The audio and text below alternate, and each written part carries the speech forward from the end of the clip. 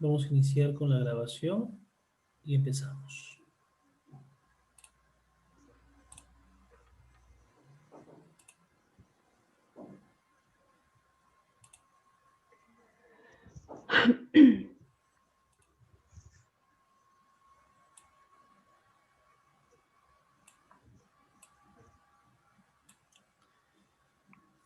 Muy bien, vamos entonces a dar inicio a este primer webinar que tiene el nombre de Educando al Ciudadano Global. En primer lugar, damos las gracias a cada uno de ustedes por estar presente, haberse dado cita en este espacio virtual. Vamos nosotros a presentar este primer webinar bajo el formato de EduxTalks. ¿Qué es EduxTalks? Este formato es un espacio de conversación y encuentros académicos y tecnológicos 100% en línea, organizado por MHC, Metodologías Holísticas Colaborativas, cuyo objetivo es el de compartir conocimientos de vanguardia, contribuyendo así a la actualización profesional y a la capacitación continua. Agradecemos la participación de la doctora Milagros Guamán, directora de MHC, a la doctora Eva Teba, directora pedagógica de Educando España, y de Sandra Gómez Marrupe, formadora de Educando y docente certificada en emprendimiento. Bienvenidas a cada una de ustedes. Y Gracias, doy David. pase, ¿cómo están? ¿Qué tal? Bienvenidas. Gracias. Voy a dar pase a Milagros Guamán para que nos presente un poquito qué es MHC, antes de iniciar con la sesión del día de hoy. Adelante, Milagros. Gracias, David, por el pase. Bueno, primero, bienvenidos a nuestros EduxTalks. Nosotros contentos de compartir este espacio. Este espacio que es un espacio muy de diálogo, muy fresco, en el que el objetivo es compartir, como mencionó David, un poco de tecnología, de educación de vanguardia, de la parte de la sociedad conectada de este siglo y todos aquellos aportes que puedan contribuir en este momento con el ciudadano global, con el ciudadano de a pie que está en las aulas virtuales, función docente, función estudiante y más. Estos espacios de diálogo, en esta oportunidad estamos iniciándolo con una gran amiga y partner de nosotros, que es la doctora Eva Teba, pero ahora me gustaría comentarles un poquito de MHC. Metodologías Holísticas Colaborativas es una empresa que viene ya trabajando años y liderando en el mercado dedicada a lo que es la educación en línea, lo que es el e-learning, en cuanto a diferentes tipos de servicios. Como bien lo dice su nombre, cuando definimos este nombre años atrás, metodologías, porque necesitamos un entorno metodológico para toda propuesta empresarial, educativa y de toda tipología. Holísticas, porque tenemos más de 36 especialistas en el entorno, en la empresa, en los ámbitos de medicina, educación, derecho, contabilidad, administración, marketing, educación y de todas las áreas. Y colaborativas, porque es un espacio diseñado y creado para todos ustedes. Aquí pueden encontrar, queridos colegas, queridos amigos, queridos alumnos, un espacio para compartir publicaciones, investigaciones, congresos, eventos y más de la mano con nosotros, con MHC. Trabajamos en todo lo que son asesorías en línea, modelos innovadores, capacitaciones, creación de cursos multimedia y todo ello que engloba lo que es el e-learning. Eso es un poquito de lo que brinda MHC en estos entornos. Tanto en Perú como en Latinoamérica y España venimos brindando muchos servicios y siempre hay un punto muy importante con el que lideramos, que es la innovación. Siendo innovadores en cada producto, en cada paso que damos, como ahora tenemos nuestros EduxTalks, que por un tema coyuntural de pandemia habían estado un poco relegados, pero que dijimos ya, ahora sí, chicos, emprendamos. Bien, eso es un poquito de lo que quería comentarles de MHC. Y ahora sí, le doy el pase a David. Gracias.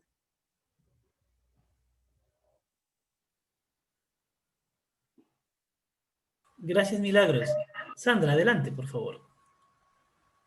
Buenas a todos. Yo tengo hoy el inmenso placer de presentarme, de saludar Uno de los mayores orgullos dentro del mundo educativo que tengo es ser una de las formadoras de Educando Consultoría, cuya directora pedagógica es Eva Teba. Ella me ofreció la oportunidad de formarme con ella y bueno, un gran honor porque esta mujer, aquí donde la veis, es un portento, es increíble observar su currículum, pero es que aparte formarse con ella es formarse en metodologías, formarse con una estrategia y una metodología muy cuidada, pero también formarse con una persona que tiene un gran corazón y con la que no solamente se comparten conocimientos, sino también un camino personal impresionante donde puedes compartir valores y puedes aprender de las múltiples experiencias que ella ha tenido, ¿no? Que al final es lo que uno más se lleva. Creo que la experiencia propia siempre aporta ese valor añadido. Eva lo aporta cada persona que trabaja con ella, porque ella siempre se rodea de aquellas personas con las que comparte valores. Y yo es algo que siempre he admirado mucho, con lo cual no tengo otra cosa que decir que sentir muchísimo, muchísimo orgullo. Gracias, Eva. Te quiero mucho como persona y te admiro muchísimo como profesional. Y bueno, os voy a contar un poco, porque es que parece que estoy hablando de una gran amiga, pero es que si desplegamos el currículum nos podría decir muchas cosas. Dirigir cualquier empresa me imagino que debe ser un reto, ¿no? Debe ser bastante retador para cualquiera. En su caso, crea algo de corazón después de haber sido docente, después de haber pasado por colegios, institutos, aulas, un montón de edades, a ser directora pedagógica de Educando Consultoría, un proyecto de corazón. Ella es experta en metodologías activas y pedagogías para el nuevo paradigma educativo. Experta en gestión de la calidad también en centros educativos, doctora en estudios hispánicos por la Universidad de Yale, Master of Arts and Master of Philosophy por la Universidad de Johns Hopkins y experta en educación internacional, ni más ni menos, certificada en bachillerato internacional por la Universidad Camilo José Cela, donde además ella dirige allí el especialista en aprendizaje cooperativo e inteligencias múltiples, del que es profesora. Yo allí me he podido formar con ella, es una formación de muchísima calidad que no solamente abarca esto, sino otras múltiples metodologías activas para el aula que bueno, seguramente trataréis después. Luego, además de todo esto, es vocal de la Junta de Gobierno del Colegio de Doctores y Licenciados y el Colegio Oficial de Docentes de la Comunidad de Madrid, ni más ni menos.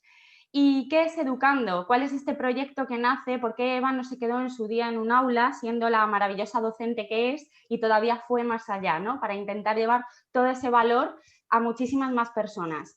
Pues Educando se define con un lema muy, muy claro: el camino para una educación con sentido. Y cada formador de Educando, si no estamos de acuerdo con esto, no somos Educando. Esta consultora integral de formación y estrategia educativa española con más de 10 años de recorrido tiene sede en Madrid y en Alicante, ambas ciudades españolas.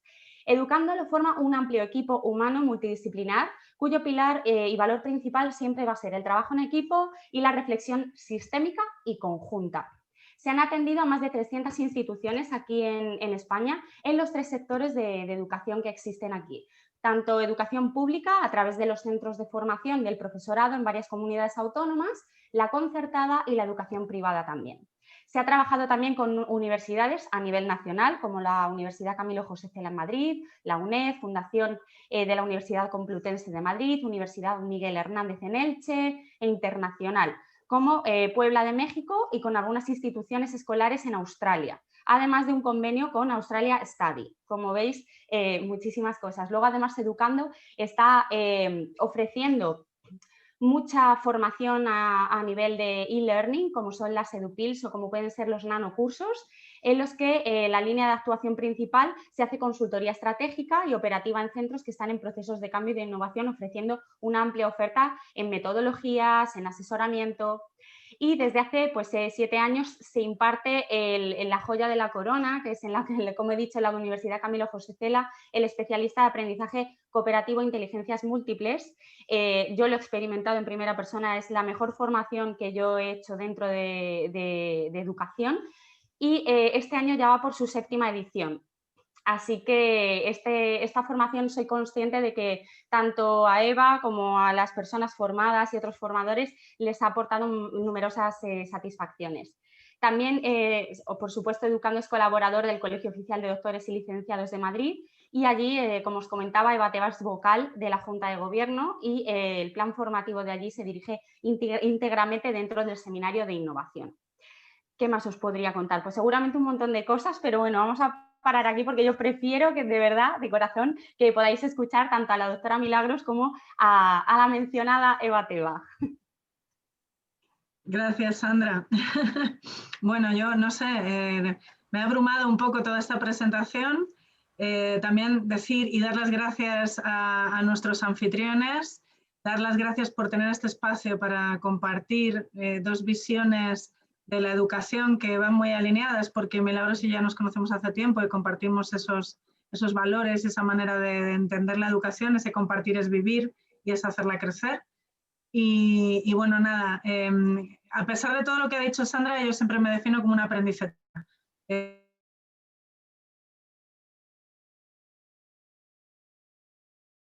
Así que en ello estamos y daros las gracias, amigos de Perú y las personas que nos estáis viendo desde otros países de Latinoamérica.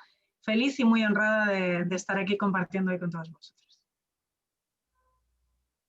Muy bien, gracias Eva, gracias Sandra. Bien, vamos a pasar entonces a la presentación del día de hoy, del tema que tenemos nosotros pendientes. Esta sesión está siendo grabada, así que la vamos a poder compartir ya en nuestras redes sociales. El tema que nosotros tenemos, que hemos denominado a este EduxTalks, es Educando al Ciudadano Global. Y vamos a empezar con la primera pregunta.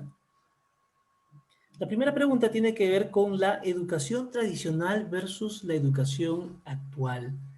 Se dice que nosotros tenemos centros educativos formulados desde el siglo XIX con docentes del siglo XX y estudiantes del siglo XXI.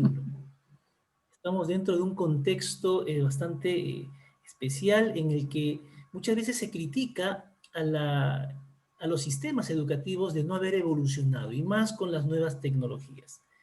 Así que sobre eso vamos a hablar en este primer punto. Empezamos con Milagros, ¿te parece, Milagros?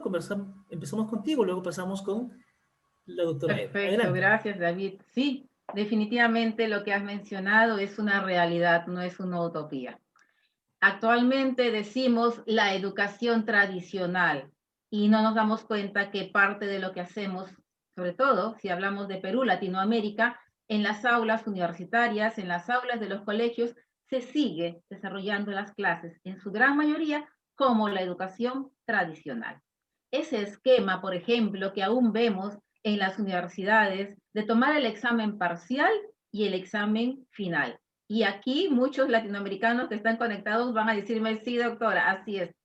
Aún creen y de esta manera que están evaluando, calificando al estudiante, solo rigiéndose de esos dos indicadores, dejando de lado todo lo que ahora llamamos educación innovadora, creativa, de vanguardia, olvidándose de la parte humana, la parte actitudinal, las habilidades blandas, olvidándose de la parte pragmática, el aprender haciendo, el que el estudiante construya.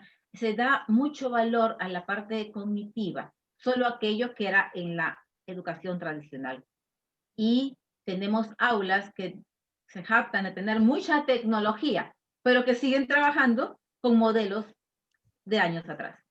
La tecnología no implica que una universidad sea una universidad de vanguardia simplemente, sino cómo utilizas estrategias, metodologías, cómo implantas esa capacidad de darle liderazgo al estudiante.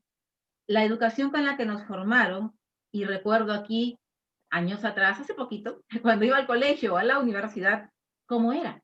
Llevábamos cuadernos, tomábamos nota, estábamos solo en la biblioteca física de la universidad y teníamos que rendir un examen parcial, un examen final, y estábamos pendientes de esa evaluación para aprobar.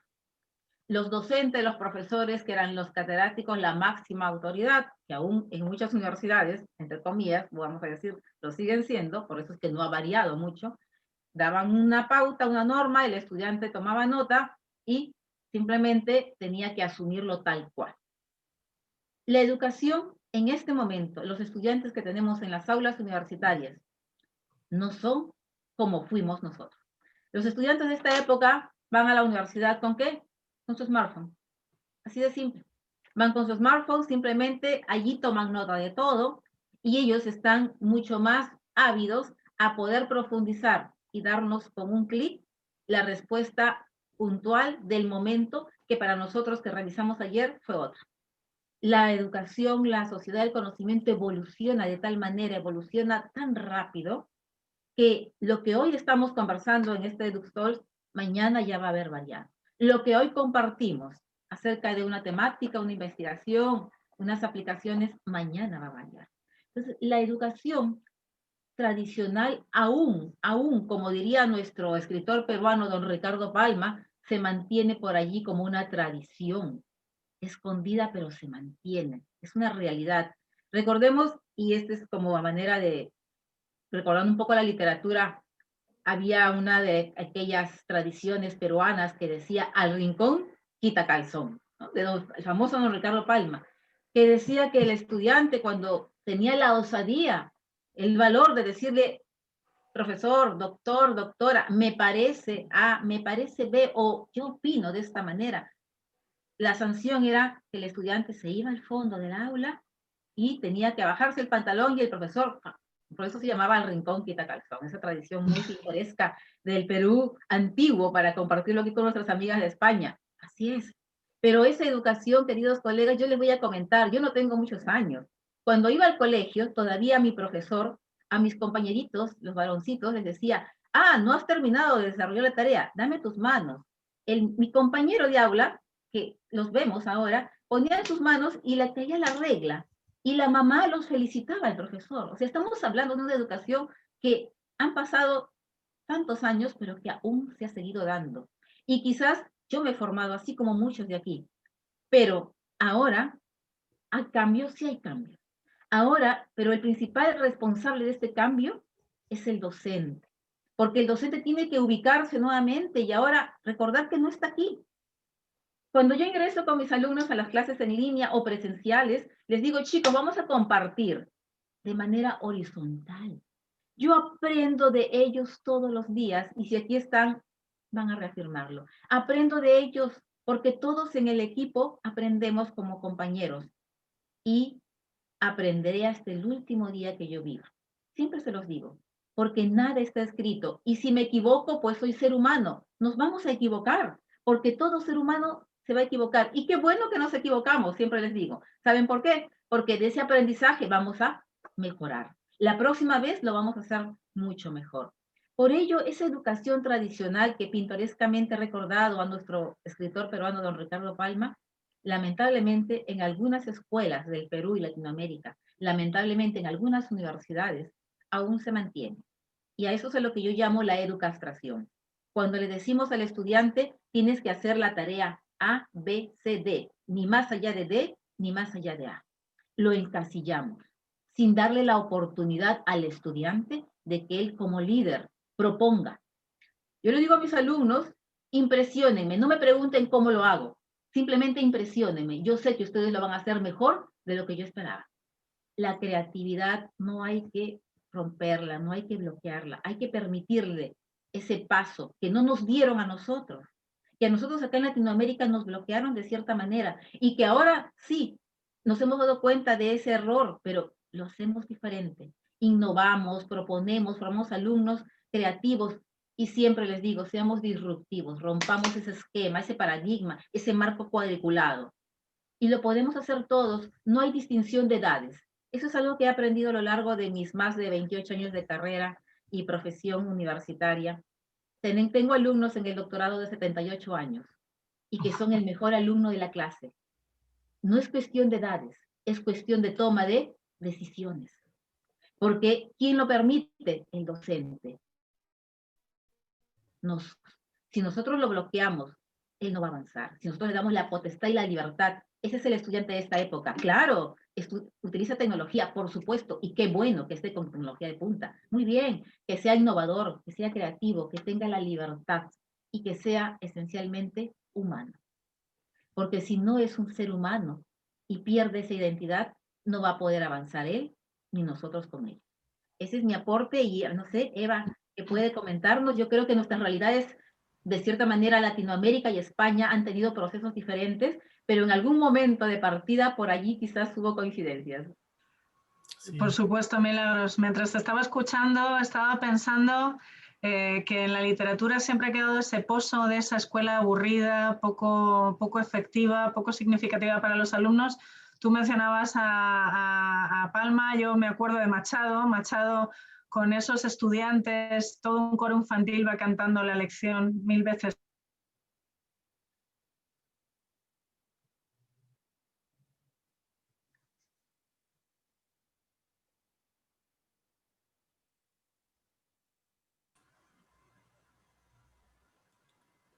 Hay un problema de conexión, al parecer. ¿Ustedes le están escuchando bien? Eva ha comentado algo acerca de Machado y recuerdo justo a Machado también: caminante no hay camino, se hace camino al andar. Definitivamente, mucha de la literatura en el mundo nos ha dejado una marcada huella para afrontar estos momentos de educación y que fueron ellos de cierta manera futuristas y en su momento lo dijeron. Es una frase muy valiosa que nos ayuda a decir: estamos abriendo camino y tenemos que hacerlo nosotros. Tenemos que hacerlo de nuestra responsabilidad, de donde estamos aquí en las aulas, y ya sean virtuales como ahora, o ya sean semipresenciales o presenciales, pero en todos los entornos, como comenta Eva y comenta este momento Machado, siempre la literatura ha estado ligada, ¿no? Y la literatura nos ha dejado ese rastro, esa conectividad de poder ahora hacer una referencia y mencionar tan importante como ha sido este legado, ¿no? Así es.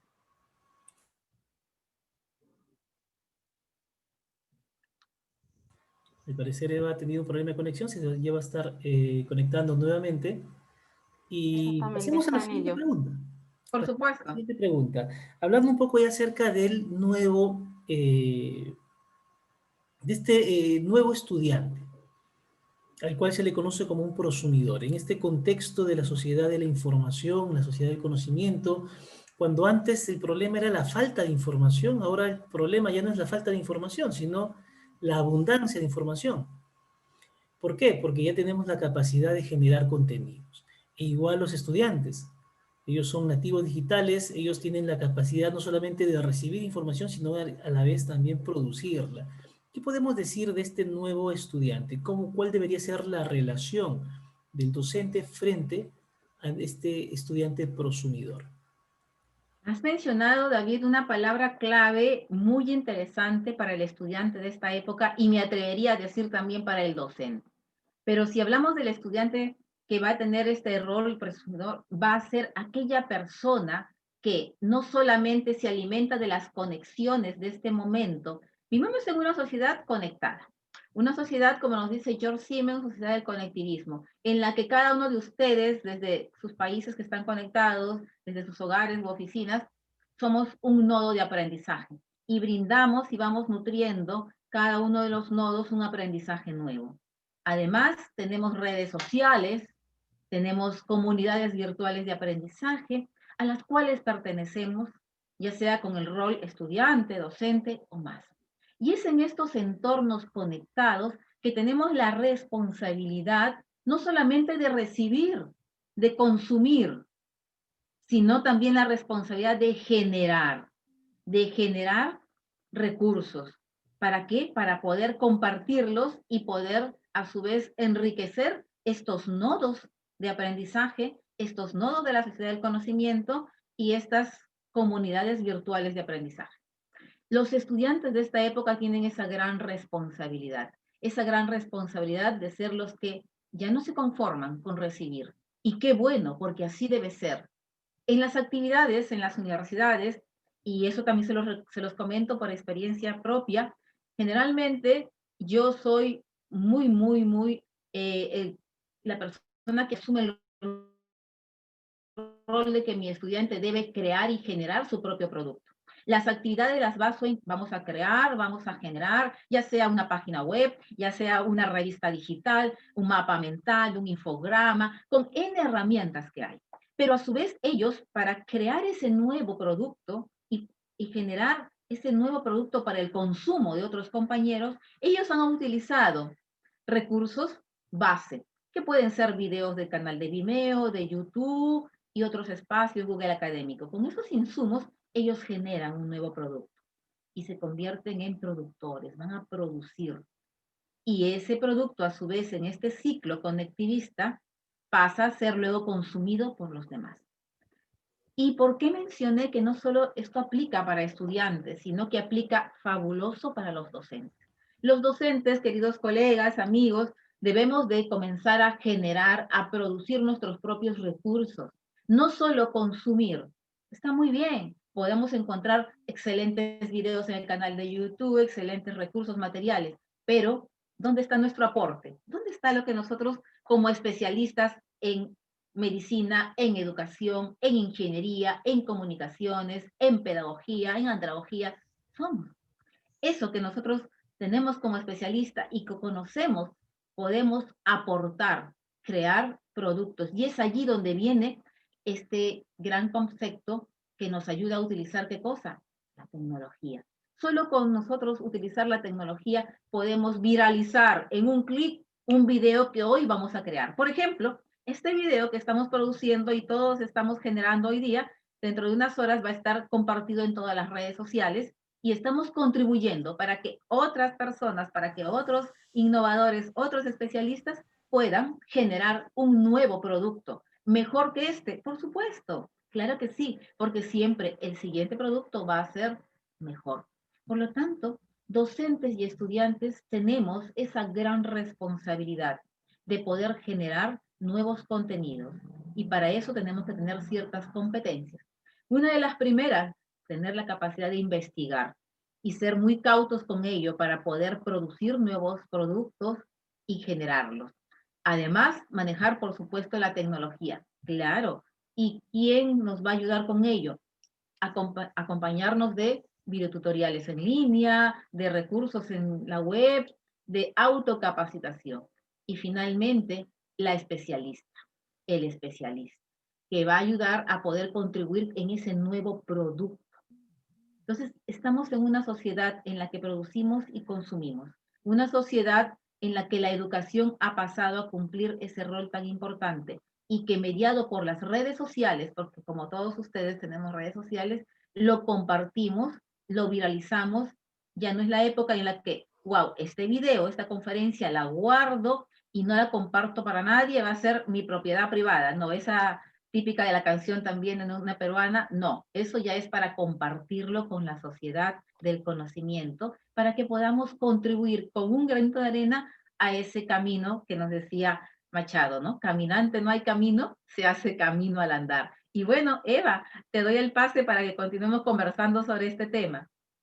Sí, muchas gracias, Milagros. Como ya sabemos, los dones tecnológicos, a pesar de haber hecho muchas pruebas previas, de repente se cuelan en medio de nuestras charlas y a pesar de que solemos tener buena conectividad en España, hoy de repente se ha caído todo. Pero bueno, esto es para demostrar que la capacidad de creatividad y de improvisación también tiene que estar en nuestras aulas.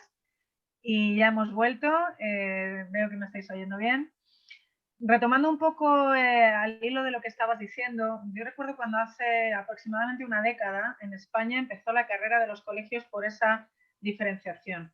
La situación que teníamos en España en ese momento era un crack demográfico, pasamos una crisis importante, hizo que nacieran menos niños a partir aproximadamente del 2008, con lo cual muchas escuelas, muchos colegios empezaron a tener problemas para captar a esa pequeña clientela que iba a hacer que sus centros se mantuvieran vivos. Y una de las cuestiones que rápidamente saltó a la palestra era el uso de la tecnología. O sea, los colegios empezaron a diferenciarse de su competencia diciendo nosotros vamos a poner tablets, nosotros vamos a poner dispositivos, nosotros vamos a empezar a traer modelos Bayer para que los alumnos traigan su smartphone. Y bueno, ¿qué pasó? En esa carrera hacia la tecnología, yo creo que esto es algo que hablaremos también después, lo que yo vi es que lo que no habíamos entendido es que la tecnología es un medio en un fin y que estábamos simplemente haciendo que los alumnos efectivamente consumieran. En realidad se estaba sustituyendo los medios más tradicionales, los libros en papel, por una mera sustitución sobre una tablet, pero al final los chicos estaban, como bien decías en tu primera intervención, Milagros, haciendo básicamente lo mismo. Le habíamos dado una pátina, una imagen de modernidad, algo que en realidad desde lo profundo no estaba cambiando. La primera vez que yo oí hablar de la idea de los prosumidores fue a una experta en tecnología educativa española, Dolores Reis, que tiene un blog que os recomiendo seguir, El Caparazón. Y Dolores hace ya años empezó a hablar de, por favor, dejemos de hablar solo de las TIC en educación, porque las TIC son las tecnologías de información y comunicación, pero en educación hacemos más que informarnos y comunicar. Evidentemente hay que comunicar y hay que informarse, pero necesitamos transformar la información en aprendizaje. Entonces, ella fue la primera que, retomando el hilo de esa idea del estudiante como prosumidor, empezó a hablar de las TAC y de las TEP. ¿Qué son las TAC?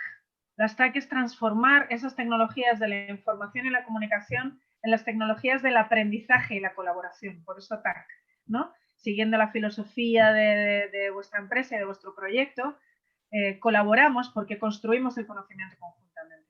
Pero más allá de eso, y también recogiendo la invitación que tú hacías con toda la cuestión de cómo hoy conseguimos viralizar un vídeo, conseguimos que nuestro mensaje lleve a mucha gente, ella también hablaba de las TEC. El siguiente paso es utilizar la tecnología para el empoderamiento y la participación. Entonces, el estudiante de hoy, que es un estudiante que precisamente porque estamos educando al ciudadano global, tiene que utilizar esas tecnologías para comunicarse con el mundo, para producir algo, no solamente consumir información, sino transformarla en algo nuevo, tiene que utilizarlas de un modo activo. Y quizás es el gran cambio, el lugar que está ocupando ese aprendiz, que como bien decías antes, Milagros, antes de que me fuera la conexión, era un aprendiz que simplemente estaba ahí pasivamente recibiendo. La sensación era que se tenía que llenar su cabeza, ¿no? Y entonces, si en algún momento osaba, como contabas con aquella anécdota, de poner algún cuestionamiento, parecía que estaba de alguna manera cuestionando esa autoridad del profesor y entonces había que castigarlo. ¿Cómo se atrevía a pensar por sí mismo? El gran cambio está en que entendamos que hoy en día los medios que tengamos en la educación, sean tecnológicos, sean pedagógicos, sean metodológicos, tienen que conseguir empoderar a ese alumno para que sea un ciudadano participativo, un ciudadano crítico, un ciudadano capaz de enfrentar los retos tan complejos que tiene este siglo XXI, ¿no? Este año, el annus terribilis de la pandemia nos lo ha demostrado. Si no somos capaces de generar una educación que ponga al alumno en la posibilidad de resolver todos estos problemas complejos que nos están surgiendo, pues mal vamos. Y en ese sentido tiene que ser prosumidor. Evidentemente tiene que consumir información, pero la tiene que transformar para, colaborando, encontrar nuevas soluciones y para empoderarse y participar como ciudadano crítico, como ciudadano creativo de un futuro que no se presenta precisamente fácil. Yo aquí un poco dejaría la reflexión. Eva, Milagros, es un placer escucharos hablar de esto y de hecho habéis comenzado hablando de esa educación tradicional versus la actual y hablando de prosumidores he oído ideas que vienen, ¿no? del alumno y del aprendizaje un poco por proyectos, por emprendimiento, como el alumno como agente, ¿no? Como generador. Y hemos derivado a hablar de temas de tecnologías en el aula y todo lo que habéis comentado es súper interesante. A mí me encantaría preguntaros lo siguiente. ¿Hasta qué punto este tema en el que estáis ahora hablando sobre la tecnología y su uso en el aula, de si se está efectivamente utilizando correctamente, qué diferencia hay entre... precisamente Eva lo has nombrado, ¿no? Nos hemos enfrentado a una pandemia que no nos esperábamos y se ha producido como una especie de urgencia y una enseñanza remota de urgencia, de aprender, de tirar de los recursos que estaban en ese momento. ¿Qué diferencia hay entre esto y verdaderamente una metodología de e-learning? ¿Qué diferencias guardan cuando la tecnología realmente se nos ofrece como un medio y no como como la última opción, ¿no? Como ha pasado en muchos casos? ¿Cómo lo habéis visto vosotras este cambio? ¿Cómo se ha usado dentro del aula? Sandra, gracias por la pregunta. Esa pregunta es realmente muy significativa en este momento, porque lo hemos vivido e hemos identificado que han habido grandes falencias, porque hubo un momento que todos sabemos en el mundo, los gobiernos dijeron por pandemia, de hoy en adelante va a pasar lo siguiente, los profesores de todos los niveles, ya sea universidad, ya sea colegio, van a dejar la presencialidad y se van todos frente a su laptop, su smartphone, su Chromebook, cualquier dispositivo a desarrollar sus clases. Los profesores del mundo, la gran mayoría no sabían cómo lo iban a hacer, ni qué iban a hacer, pero tenían que hacerlo. Ese es el mejor cambio y podríamos decir el mejor ejemplo de disrupción educativa en el mundo con el que me gustaría comenzar la respuesta hoy. Siempre yo daba años atrás muchas veces conferencias de disrupción educativa y daba ejemplos, ¿no? Pero ahora el mejor ejemplo es el tema de la pandemia. De un momento a otro se dio un cambio abrupto y todos dejaron la presencialidad sin haberse capacitado, sin haber conocido de tecnología, sin haberse especializado mucho menos en e-learning. Y el e-learning, quiero identificar en este momento, es muy diferente a lo que en este momento se está dando, que es educación remota de emergencia, que no es e-learning. Por lo tanto, ¿qué pasó en los colegios del Perú, de Latinoamérica, de España, de México, del mundo, en las universidades del mundo? Simplemente los docentes pusieron su mayor esfuerzo y los admiro, claro, o sea, sin conocer lo que muchos o algunos de nosotros conocemos por años que venimos trabajando en educación virtual, tuvieron que asumir ese rol tan complejo y salir adelante con su función de docente para que el año escolar, el año universitario, el ciclo académico continúe. Se dio entonces un cambio que afectó, primero, lo que hicieron las grandes universidades o la gran mayoría, y lo que siempre hasta el momento comento, también en los colegios se dio, es simplemente trasladar. Se trasladó la presencialidad a un entorno virtual, mas no se generaron metodologías, modelos educativos virtuales, y se pretendió que el docente que estaba 5 horas en una clase presencial se presente 5, 4, 6, 8 horas frente a una cámara, lo cual va contra la salud del docente y del estudiante, lo cual es antipedagógico, lo cual definitivamente no es lo adecuado. Pero esa fue la solución de contingencia que encontraron. Los docentes muchas veces en ese momento comenzaron a utilizar Zoom y decían, oh, Zoom, descubrieron algo que ya muchos conocíamos antes. Pero para ellos era cómo prendo mi cámara, cómo grabo mi sesión.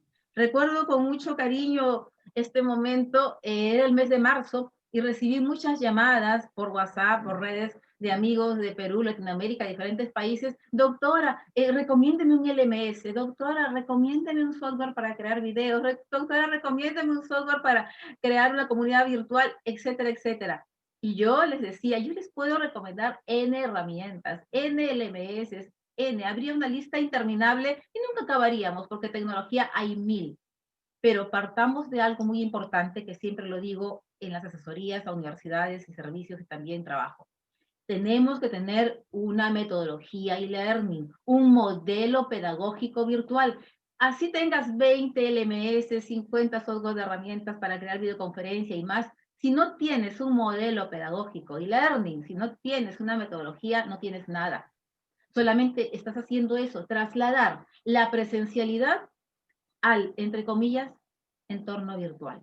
Y eso no es exitoso, eso desgasta al docente. Sabemos por información, las estadísticas en el mundo, que en este momento más del 70% de los docentes del mundo están sufriendo cuadros de estrés.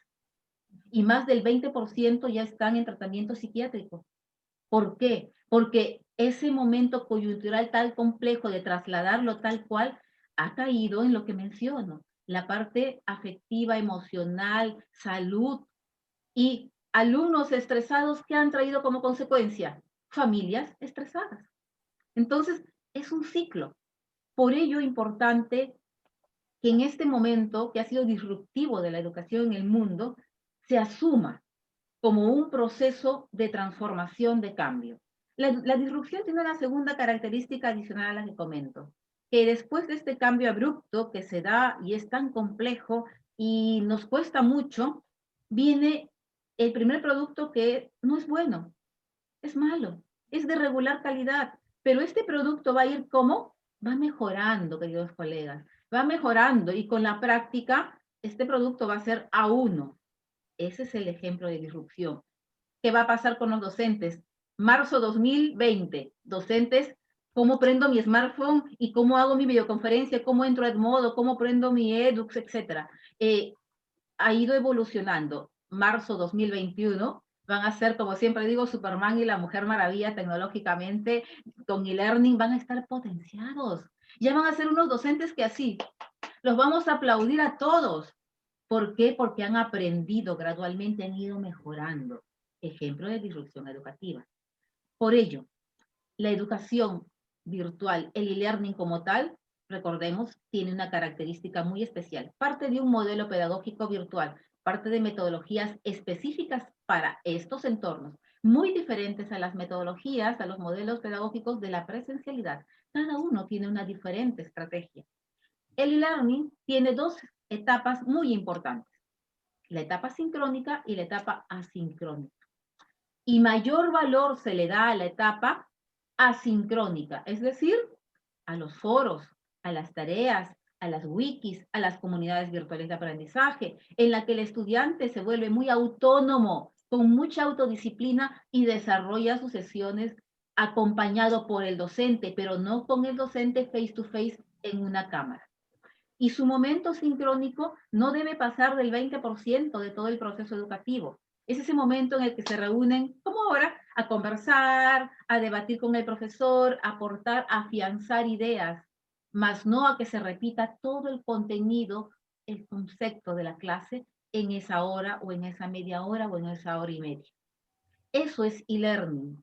Tienen que plantearse estrategias, metodologías en esos dos momentos, asincrónico y asincrónico. Las universidades del mundo lo tienen que ya analizar y asumir un nuevo planteamiento para el próximo año, si es que van a continuar asumiendo realmente e-learning o van a seguir realizando simplemente trasladar la presencialidad a lo que es la virtualidad, pero con todas las falencias y con todas las costumbres de una presencialidad que afectan a la salud, afectan al aprendizaje, porque el estudiante estresado no aprende, el estudiante estresado no comparte, simplemente lo que va a hacer es estar allí sentado por cumplir, pero no hay emoción. Y siempre digo, el aprendizaje parte de lo que es la emoción.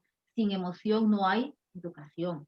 Entonces, estas metodologías en el entorno virtual y learning, además se deben crear contextualizadas. No puede ser la misma metodología, el modelo pedagógico y learning de la Universidad X de Perú, al igual que de la Universidad X de España, o que de la Universidad X de Chile o de México. Cada una de acuerdo a su contexto. Por ello, se deben seguir especializando en cada una de las universidades los investigadores en e-learning para poder dar realmente una educación de calidad y no simplemente trasladar por este momento, como se dio por pandemia, a la virtualidad. Pero no nos sintamos mal de todo lo que ha pasado, porque dije, tiene su punto favorable, siempre hay que verle el punto positivo, porque las universidades ya se dieron cuenta, como en el Perú y el mundo, de que el e-learning sí funciona, de que sí se puede enseñar historia, matemáticas, psicología, derecho, medicina virtual, sino como han acabado el año. Sí se puede. Muchos decían, no, no se puede, imposible. Pero ahora se han dado cuenta que simplemente es cuestión de estrategias, de metodologías virtuales. Eso es lo que quería comentarles como parte de la experiencia aquí en Latinoamérica. Y no sé, Eva, ¿cómo fue por allá la experiencia con España?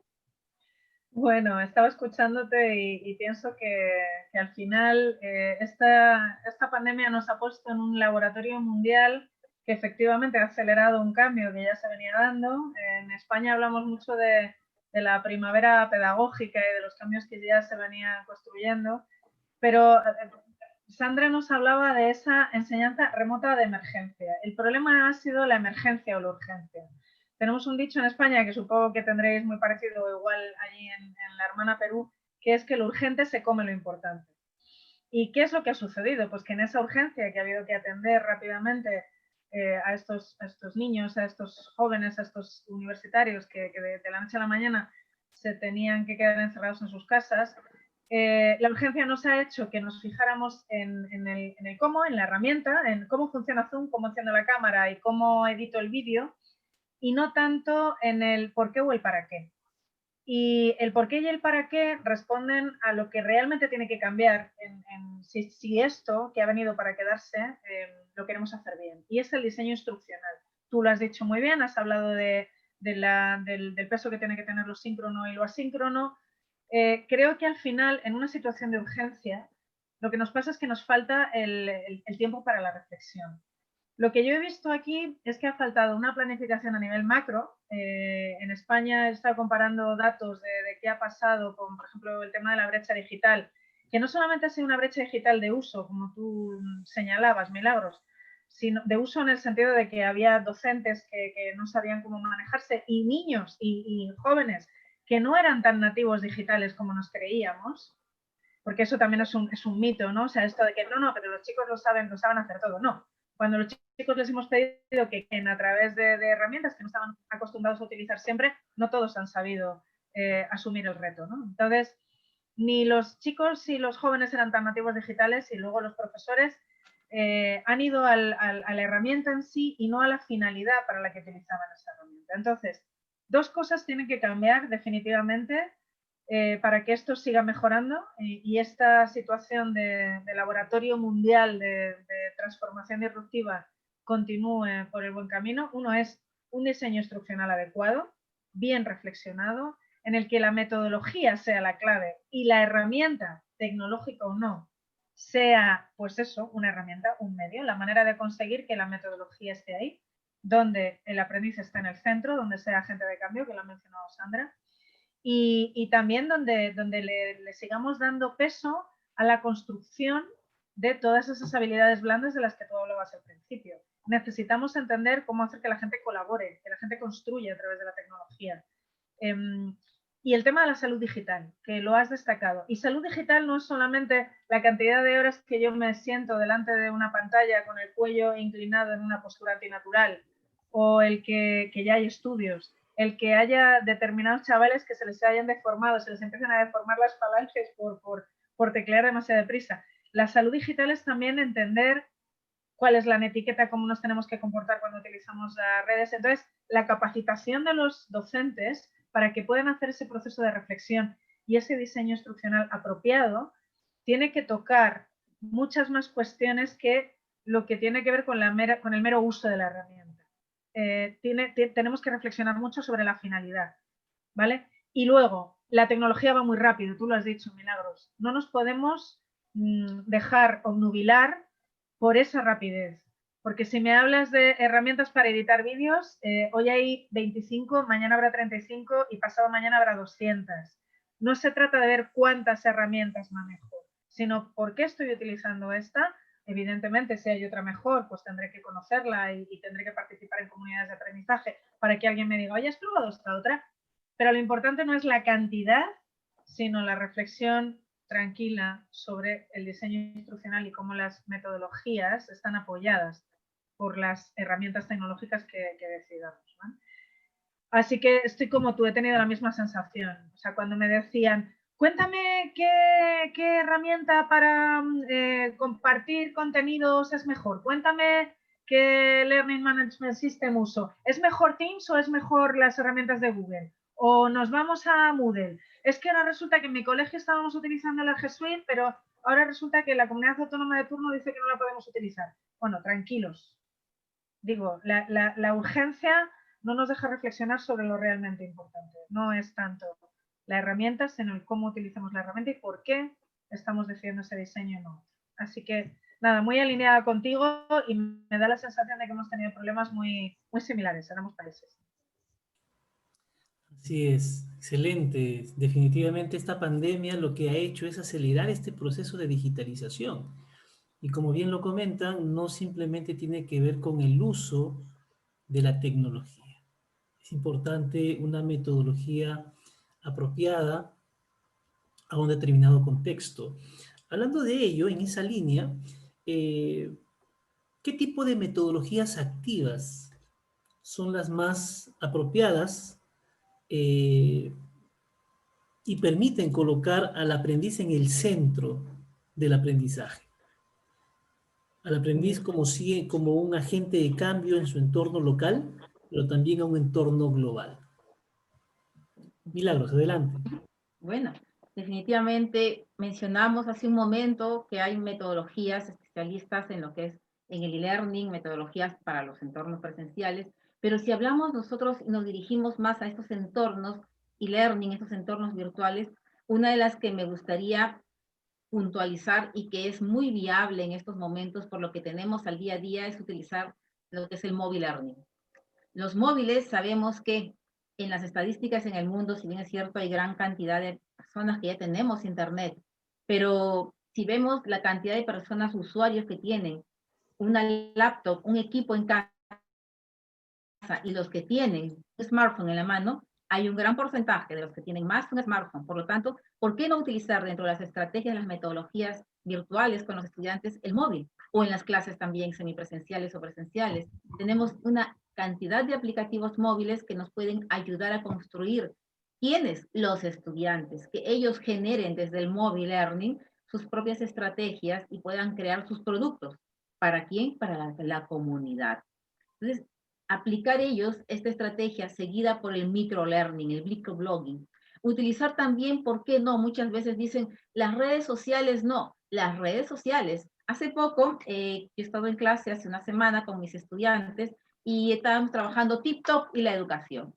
Espectacular. Mis alumnas de doctorado y maestría creamos con ellos TikTok, pequeñas pastillas, microblogging, pequeñitos, con contenido sobre Scopus, investigación, sobre disrupción, sobre diferentes temas, y luego lo compartían con sus alumnos. Entonces, ¿a través de qué? De pequeños microvideos, pero todo como lo pueden ver en este momento, ya sea TikTok, por ejemplo, o de repente ya sea en grupos cerrados de Facebook, ya sea Instagram u otros, parte de que el estudiante es el que lo crea. Simplemente ellos son los que lo generan. Ellos son los que tienen que ser los protagonistas de crear ese nuevo producto. Una de las metodologías y estrategias también muy clásicas en estos entornos y que se aplica en todos los niveles es la gamificación. La gamificación cuando nosotros podemos permitir que los estudiantes en los posgrados, pregrados, en los colegios también, puedan aprender a través del juego, basado y respaldado por la tecnología. Herramientas hay múltiples y haríamos un listado increíble desde Quizzes, Kahoot y otros. Pero lo importante de la gamificación es que permite que el estudiante sea aquel que tenga el aprendizaje más activo, más empático a través de la parte emocional. ¿Cómo? Porque cuando gamificamos, entregamos badge, insignias.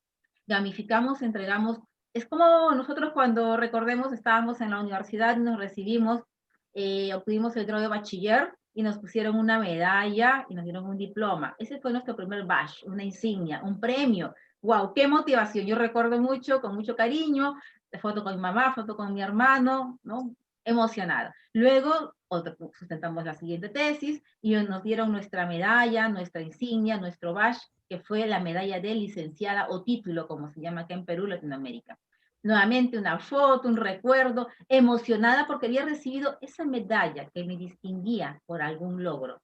Luego, de la misma manera, cuando obtuve el grado de magíster, otra medalla con una cinta verde, cuando obtuve el grado de doctor, otra medalla con una cinta dorada y el postdoctorado. O sea, cada una de las etapas académicas hemos recibido medallas. Y si nosotros recordamos cuando estábamos chiquitos, o nuestros sobrinos, hermanitos y los que tienen hijos, cuando llegan a casa o llegaban con una carita feliz aquí o una manito feliz acá pintada. Decía, mira, me decía mi sobrina, mira tía, mi sobrino, mira tía, mira, me han dado un premio. Y yo le decía, bravo, bravo, qué lindo, muy bien. ¿Por qué? Ay, es que hoy día, por ejemplo, me saqué, en el Perú es de 0 a 20 la calificación, me saqué 20 en mi trabajo, mira tía. Entonces, ese era un logro, una motivación. La profesora lo había aplicado en ellos. En nosotros, ¿cuándo lo aplican? En la universidad, cuando retroalimentamos, cuando comentamos, muy bien chicos, si pasamos una carita feliz, un bash, una manito alzada, les enviamos un video motivador de retroalimentación, un podcast. La motivación acompaña en la gamificación, la parte de identificar el logro y entregarle un bash. Hay un espacio muy conocido, el más conocido de los entornos para crear insignias es OpenBash de Mozilla, que en el entorno virtual, cuantos más bash he acumulado, en Mozilla más me certifico como especialista en estos entornos. Esa es una estrategia muy válida y que me encanta aplicar con mis alumnos en todos los niveles. También, ni qué decir de la clase invertida. La clase invertida permite que tengamos lo que es el tiempo necesario para ese momento sincrónico con el estudiante, avanzar, reafirmar, preguntar, retroalimentar con más intensidad. ¿Por qué? Porque la clase invertida me permite que en el antes yo le envíe al estudiante, ya sea por microvideos, ya sea por mensajes, ideas y más, redes sociales o el LMS, les envíe información sobre la temática que se va a conversar, para que ellos revisen en el tiempo que necesiten a su ritmo y en sus horarios. Y lo que voy a hacer ya cuando me reúna en la clase, ya sea presencial o ya sea sincrónica en línea, con ellos es simplemente conversar, debatir, refrescar lo que ellos ya revisaron. Es el momento entonces donde se afianza. Ya no es que el profesor se sienta frente al alumno, chicos, hoy día voy a explicar qué es el patrimonio nacional, y comienza a explicar 2 horas, no, ya el estudiante lo ha leído, lo ha revisado o lo ha visto en un micro video antes. Luego por allí, si no tenemos un LMS de refuerzo, no tenemos un aula virtual, recomiendo utilizar la estrategia del WOC con WhatsApp o con Telegram. Nos ayuda increíblemente crear un microcurso blogging a través de WhatsApp.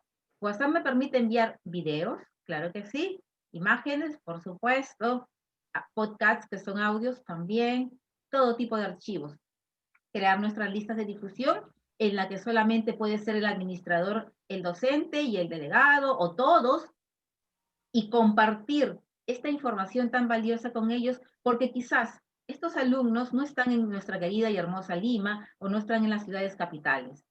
Cuando no tenemos alumnos que tengan conectividad como nosotros en este momento, una laptop, una PC, una Chromebook en casa, y solo tienen un smartphone, podemos utilizar esta estrategia del WOC con WhatsApp o también con Telegram.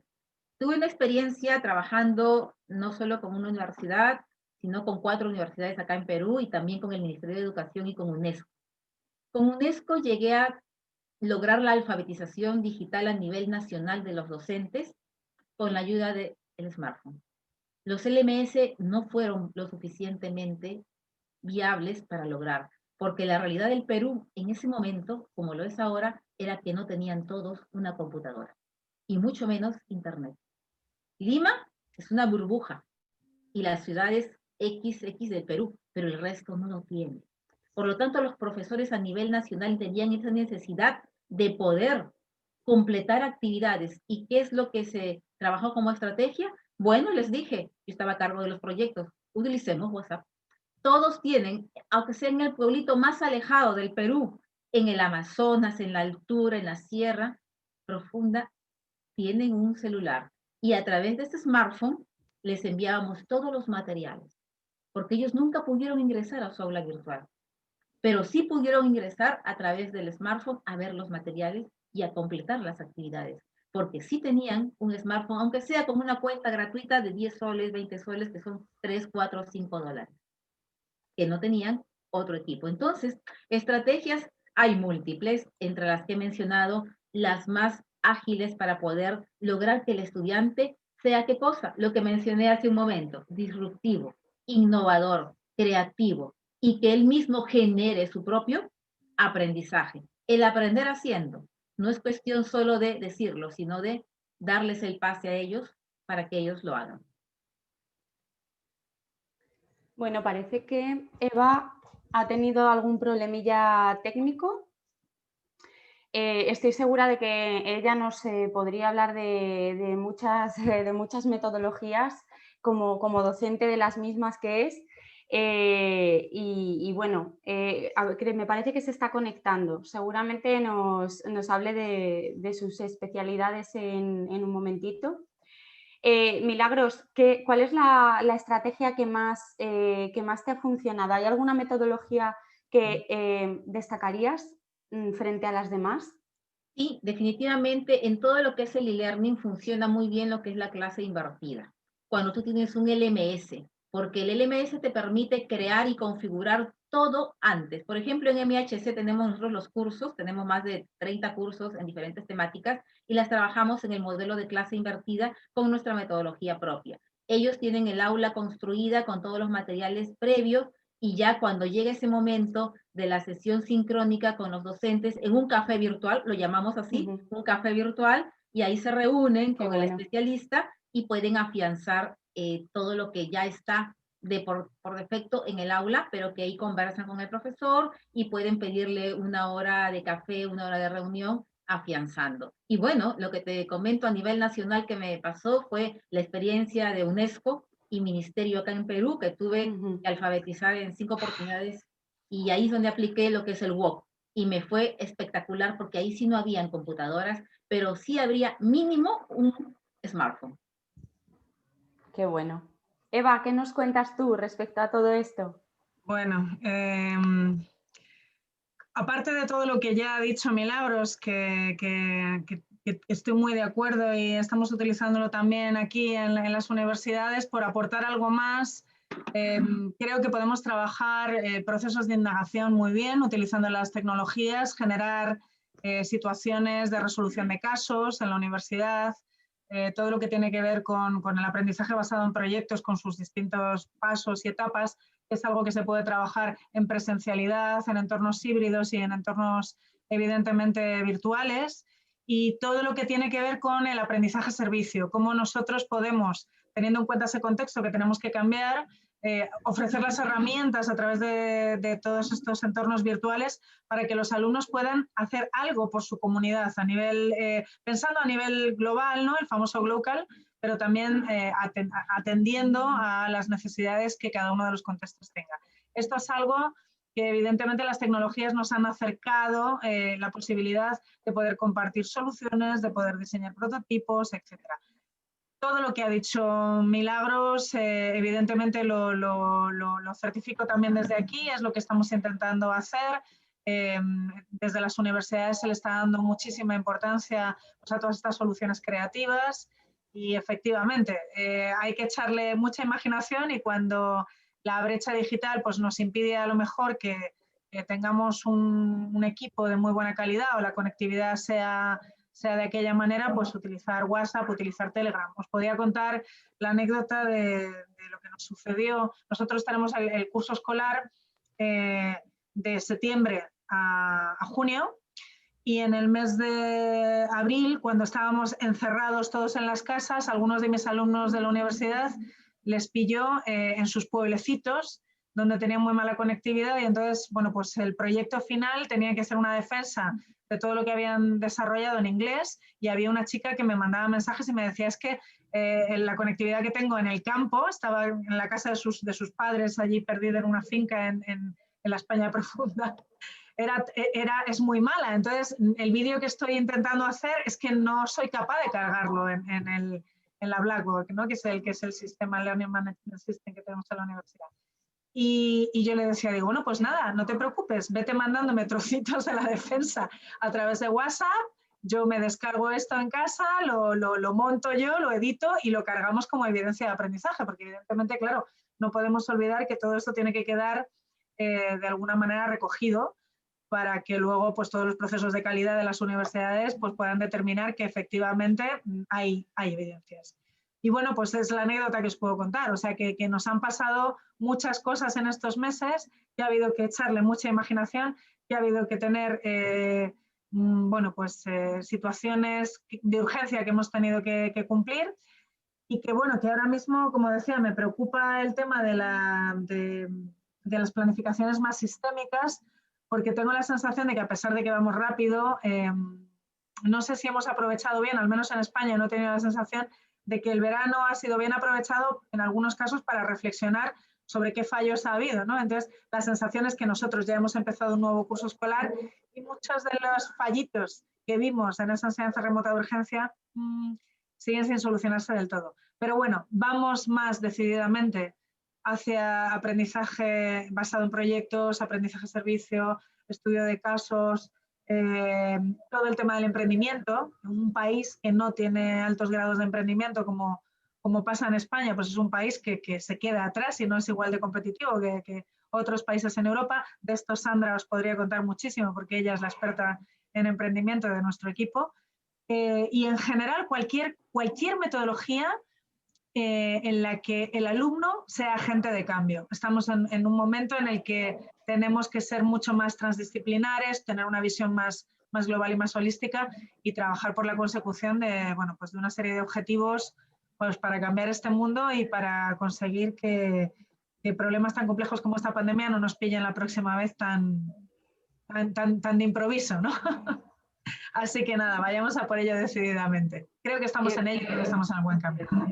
Eva, voy a aprovechar, si me lo permitís, algo que has mencionado, que es, no sé hasta qué punto hemos podido trabajar todas estas metodologías y hasta qué punto ha cambiado la educación, porque está cambiando, mencionabas, lentamente. Yo personalmente y profesionalmente también tengo o guardo la misma sensación de que está siendo una transición lenta, pero se ve cierto cambio. Pero sí que me encantaría preguntar tanto a Milagros como a ti, cómo desde vuestra experiencia, vuestro punto de vista, vuestro knowledge, ¿no? ¿Cómo veis la educación del futuro? ¿Cómo veis de aquí en adelante? ¿Qué va a pasar? ¿Qué os dice la bola de cristal? Ay, bueno, la bola de cristal, en mi caso, considero que la educación, el e-learning llegó hace tiempo para quedarse. El e-learning no va a dar vuelta atrás. Esto es de avanzada, no hay regreso. Y que la educación va a seguir avanzando en la nube, en the cloud.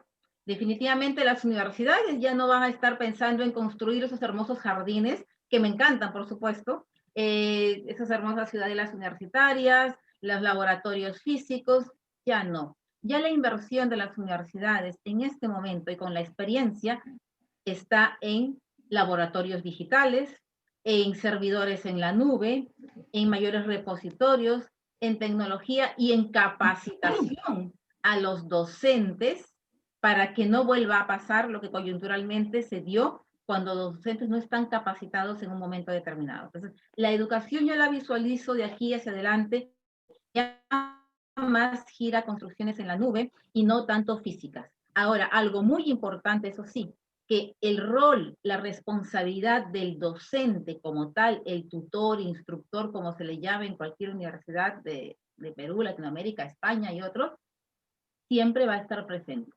Es decir, que no hay esa utopía que dicen, hoy no, que va a ser solo máquinas y robots, no.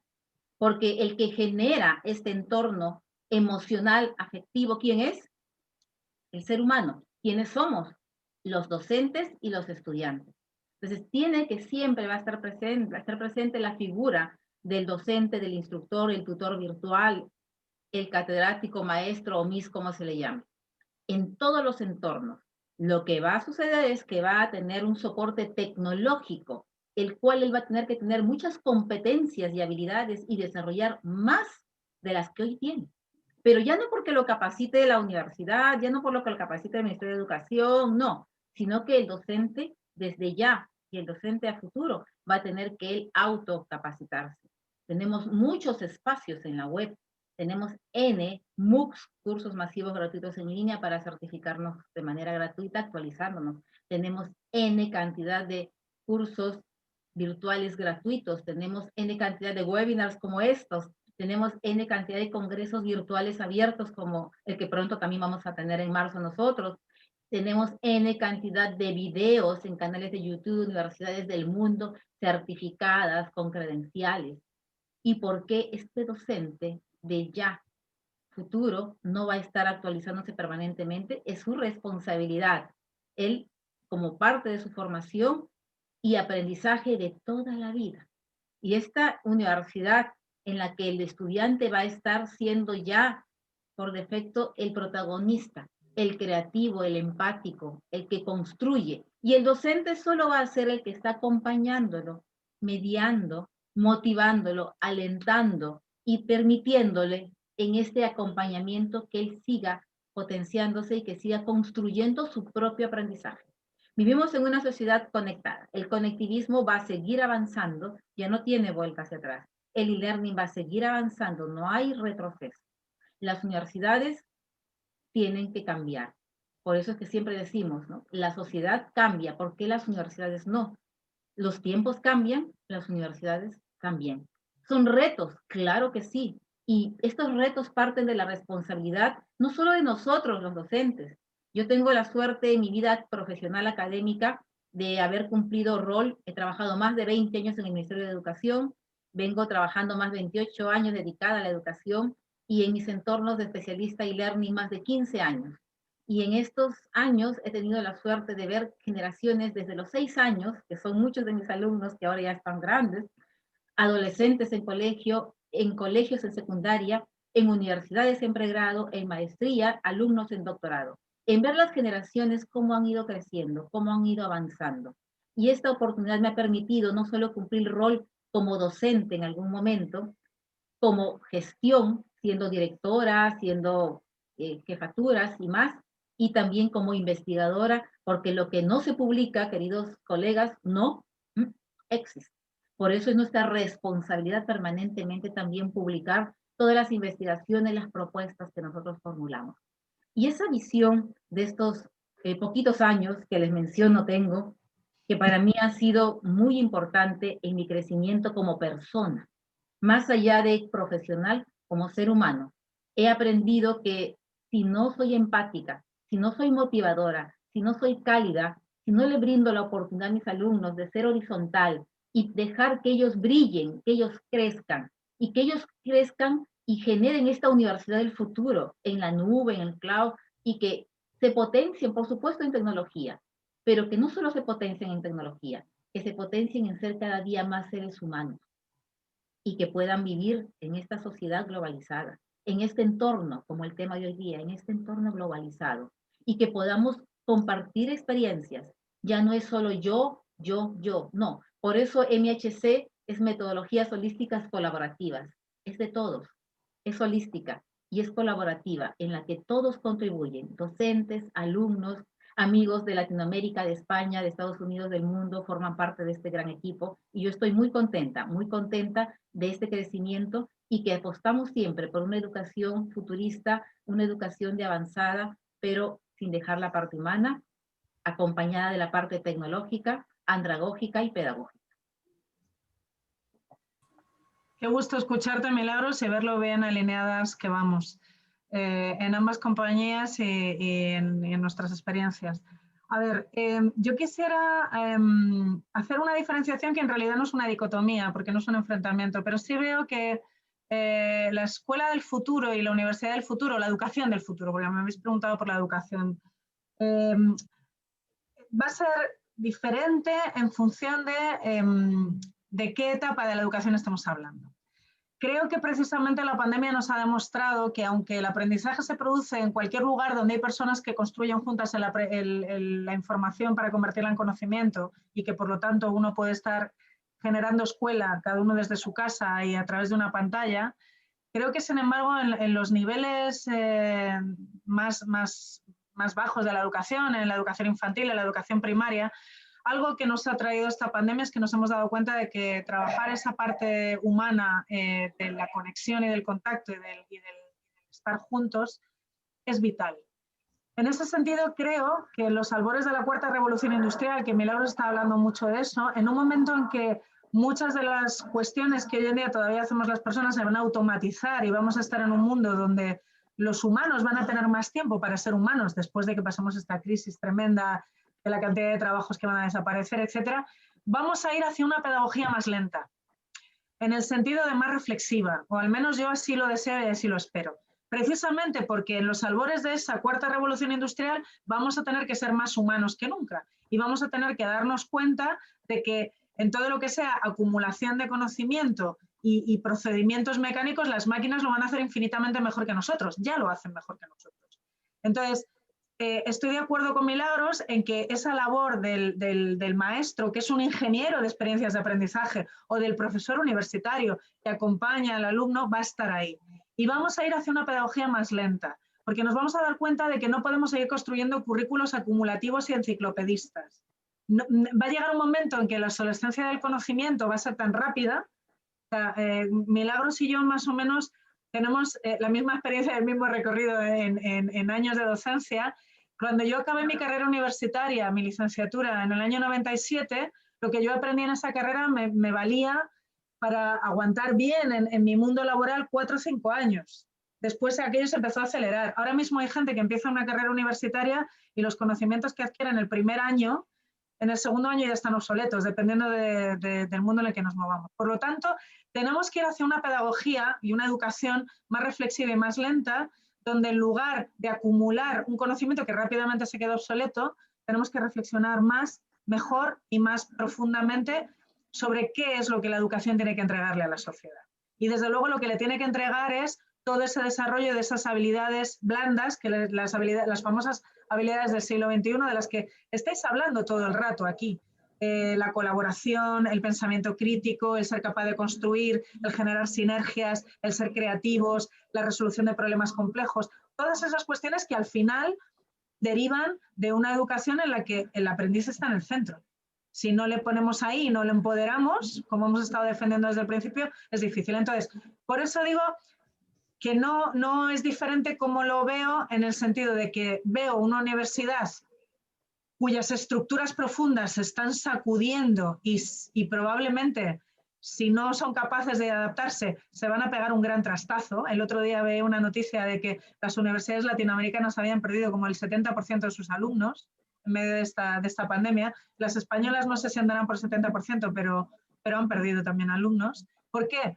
Porque esas estructuras de esa universidad tradicional, como el lugar de la autoridad del conocimiento, tienen que desaparecer en pro de otros modelos que traten a ese ser humano más individual y más diverso, que tiene que atender a sus necesidades. Entonces, por un lado veo una pedagogía de los primeros niveles donde tenemos que seguir construyendo cerca del alumno y por lo tanto necesitamos la escuela presencial para estos niños. O sea, no podemos seguir trabajando ese momento tan bonito de la construcción del ser de detrás de una pantalla, ¿no? O sea, yo veo a estos niños y a estos adolescentes desmotivados, de verdad, lo siento, desmotivados por muchos motivos, no solamente porque los profesores no tengan la suficiente competencia digital para hacer sus clases interesantes o porque se tiren 4 horas detrás de una pantalla hablando, sino también porque no ven a sus amigos,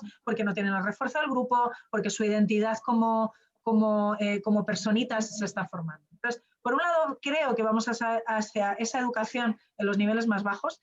En los niveles más altos universitarios, igual que Milagros, ahora mismo tenemos en las aulas a la generación Z y vendrá la generación alfa, que ya están en las clases de los chiquitines, y son generaciones que tienen unas características de aprendizaje muy determinadas. Quieren estímulos más rápidos, tienen menos capacidad de concentración durante un tiempo más largo, por lo tanto, lo que estaba diciendo Milagros de ir a píldoras más breves, más flexibles, donde yo puedo saltar de una cosa a otra porque al final el interés y la motivación de aprender me va a llevar por unos caminos o por otros. Donde hay itinerarios más flexibles va a ser el futuro. Si la universidad sigue con estos programas rígidos que te meten en el carril, que si tú te vas a especializar en esto desde el primer día solo hablamos de esto y seguimos con estos conceptos tan obsoletos, esto se cae.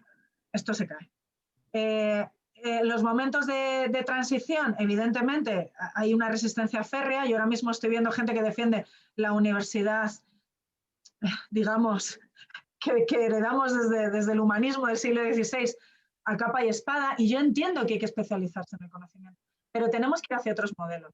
En Educando esto nos lo planteamos cuando creamos nuestros nanocursos. Dijimos, vamos a ver, tenemos que aprender de otras realidades. Están cambiando la manera de consumir, por ejemplo, ocio, ¿no? O sea, nosotros cuando empezamos a pensar los nanocursos miramos hacia Netflix y hacia Spotify. ¿Cómo consume ahora mismo la gente contenidos de ocio? ¿Por qué no buscar maneras más flexibles para que la gente también se capacite?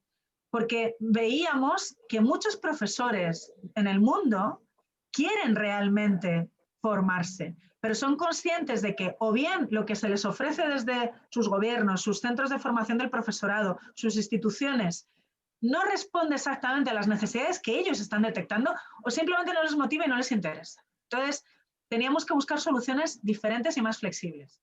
Así que veo lo que está diciendo Milagros de pequeñas píldoras en la que la gente pueda decidir esto lo consumo, esto no lo consumo, pero luego construyo al final un conocimiento sólido y, por favor, certificado por instituciones de calidad. Entonces, la universidad tiene que estar ahí para certificar la calidad de todos estos MOOCs, porque es que también oferta hay mucha. O sea, hemos abierto las puertas al campo con Internet y ahora no podemos limitarlo, pero también hay que enseñar a este alumno que tenemos ahora en las aulas a filtrar qué hay de bueno, qué hay de malo, qué estás consumiendo, porque a lo mejor estás consumiendo a los trashtubers, ¿no?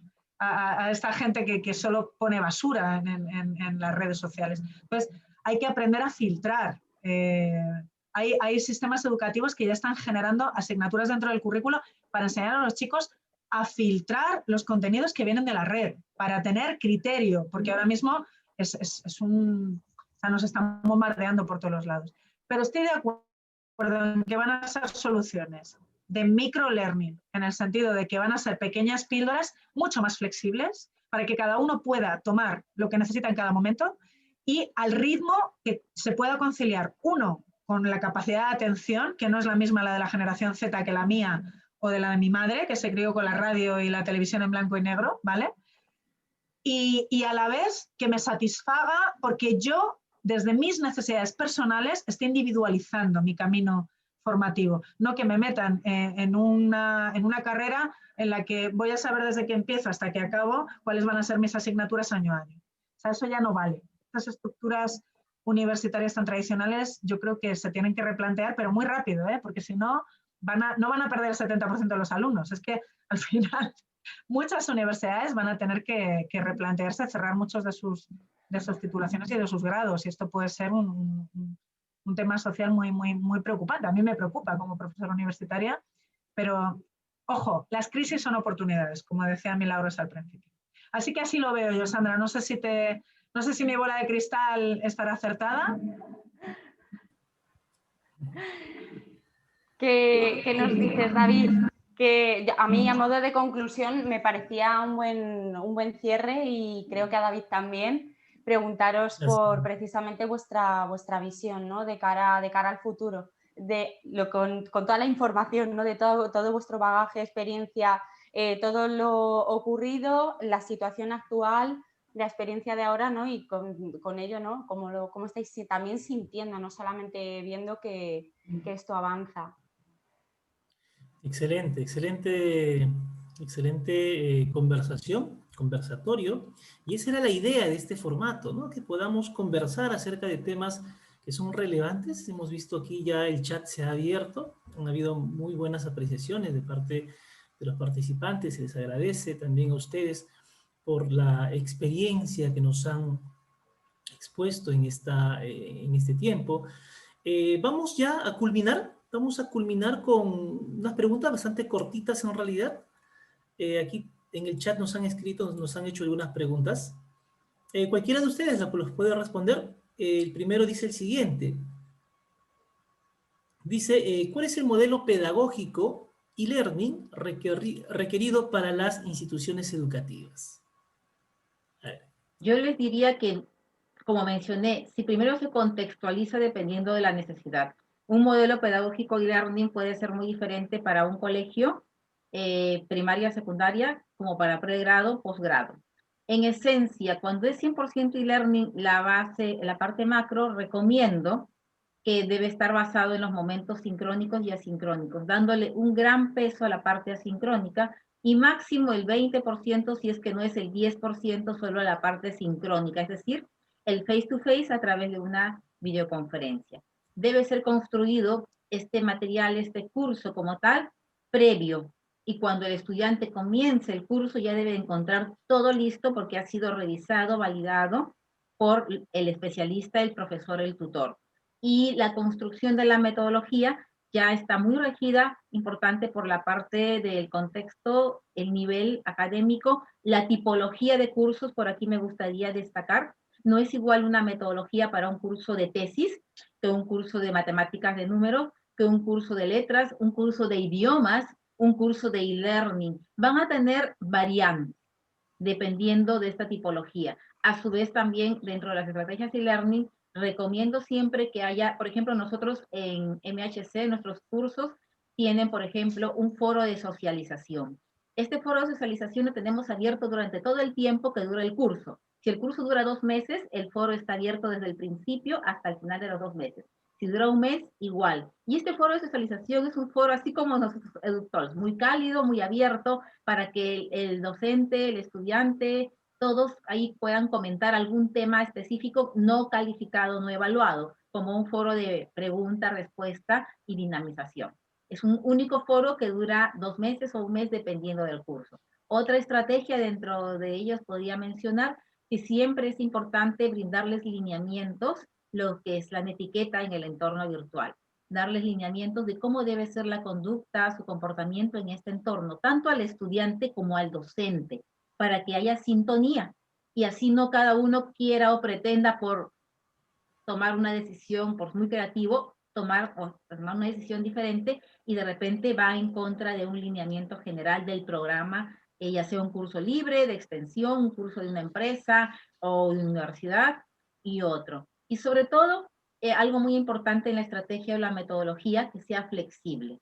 Recordemos que la educación virtual ya no es la educación de antes, donde las puertas, como mencionó justo Eva, están cerradas, cuadriculadas, donde el estudiante entraba y estaba en una cajita ahí bajo 4 puertas llaves. No, la educación virtual está enfocada en una educación abierta, en una educación ubicua, que estás haciendo shopping, estás en tu auto y sigues revisando tu curso, no hay ningún problema. Ese es el enfoque que se debe pensar al crear un curso, no que voy a tener al alumno sentado aquí en mi clase, no.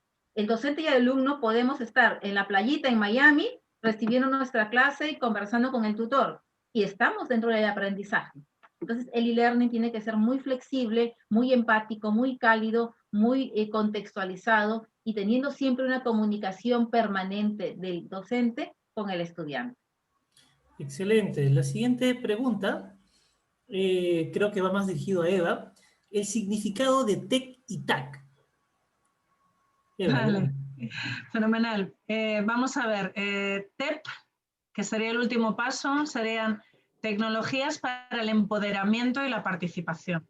Entonces, cuando hablamos de esto, estamos hablando de cómo el alumno no solamente construye, como crea, sino crea para participar como un ciudadano crítico. Entonces, por ejemplo, recuerdo cómo muchos jóvenes en situaciones tensas en los distintos países que hemos tenido que vivir. Recuerdo nosotros cuando tuvimos los atentados de Atocha, o vosotros que habéis tenido hace poco una situación también preocupante a nivel del país, cómo se estaban utilizando las tecnologías pues, para compartir información sensible, para poner su punto de vista, para, bueno, pues para luchar como tienen que luchar estas generaciones, que se tienen que empoderar como ciudadanos participativos y críticos, ¿vale? Entonces, en ese sentido, las tecnologías tienen que servir para tener esa voz, para construirla conjuntamente y para participar.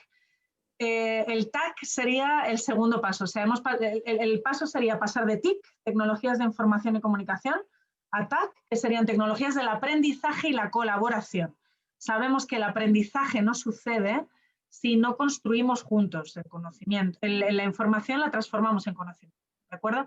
Entonces, no se trata solamente de tener ahí las tecnologías para recibir un montón de información y que nos llegue así pasivamente y que no la incorporemos, sino que construyamos juntos ese aprendizaje. Ese es el gran paso, y al final es el paso entre ese alumno pasivo de la escuela lancasteriana del que hablaba Milagros al principio, de tú no hables, recibe, escucha y luego cuéntame lo que yo te he dicho sin cambiar una coma, a sé crítico, elabora, crea un producto. Entonces esa sería un poco la diferencia. Excelente, excelente. Muy bien, estamos ya por motivo de tiempo, no vamos a poder responder las otras preguntas, pero igual las tienen en sus redes sociales allí y vamos a tener también más seguido ese tipo de conversaciones. Agradecemos a cada uno de los presentes, agradecemos también a nuestros ponentes, la doctora Milagros, a la doctora Eva Teba y a Sandra también, quien nos ha acompañado el día de hoy. muy agradecidos por este tiempo, y enviando en el chat, si desean acceder a los certificados, estoy enviando un enlace para que puedan hacerlo. Muchas gracias y será hasta una nueva oportunidad. Gracias Eva, gracias Sandra, gracias Milagros. Gracias a vosotros. Gracias. Hasta la próxima. Hasta luego. Gracias a todos. Un Un abrazo saludo a virtual. todos. Hasta luego. Hasta luego. Muchas gracias.